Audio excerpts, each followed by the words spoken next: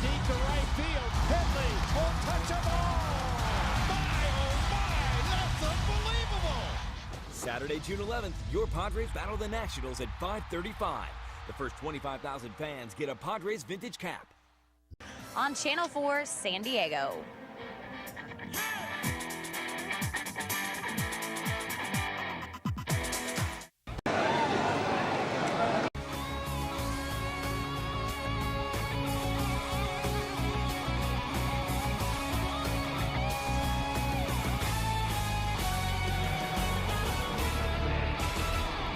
Look in from the Coronado Ferry Pier to Petco Park. It's a bit of June gloom overhead as the Padres welcome the Washington Nationals. And good. He'll stick that pitch in his memory bank as he goes back to the dugout for next time.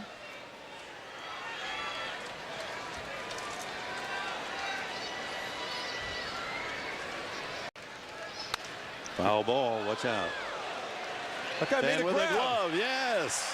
Yes, sir. That's why you bring your glove, young and old.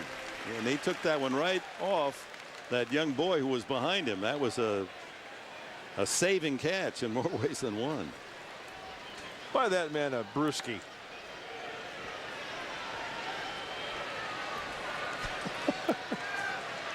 Two strikes on Hundley. And Padres baseball is brought to you by Subway. Runs for Clayton Richard. That's 5 games in a row. They've scored a total of 3 runs for the left-hander. Storen gets the save. Anthony Rizzo provides the only serious offense with a double and a home run in the 2-1 defeat. How about this little nugget as we take a look at this 2-1 loss? This is the 8th time this season that the Padres have allowed 2 runs or less and lost. Now,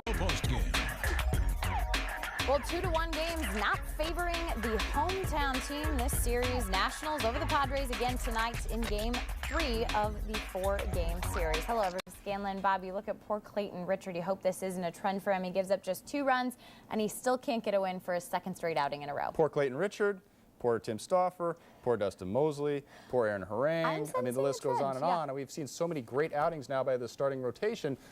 Another great effort tonight, this time by Clayton Richard. Only allows 2 runs early in this ball game. Padres just not able to score. You're not going to win ball games if you're losing. Your pitching staff gives up only 2 runs a night, and you can't walk away with the W. All right, let's get to tonight's star plays of the game, brought to you by Carl's Jr., because nobody wants to see the bad ones, Bob. And that is just the way it is, And Jenny. tonight we have a few. Clayton Richard in the 1936 wear, a.k.a.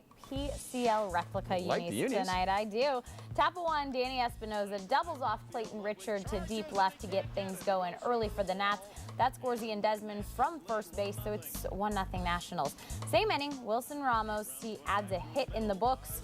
Single RBI will score Espinosa, and it's 2-0 Washington. Now, bottom of 2, it's time for another first for the kid, Anthony Rizzo. I would call it his first Major League Jack, and ladies and gentlemen, that's what I'm going to call getting to the Rizness, or at least Rizzo getting to business there with that home run. One lucky fan with the ball. I'm sure she might be exchanging that later for some sort of other memorabilia. Bottom of 4, Ryan Ludwig. Could he get 1-all as well? It looks like it. He's given it every chance. That ball looked to be fair, even though it went foul, hitting off of the pole. So call it 2-2, right? Well, not so fast. We have some instant replay. Skepticism all over the place there, huh? Here comes the review, and despite the pleading fans out there by the Western Metal Building, Buddy knew it. Yeah, Buddy knew it too.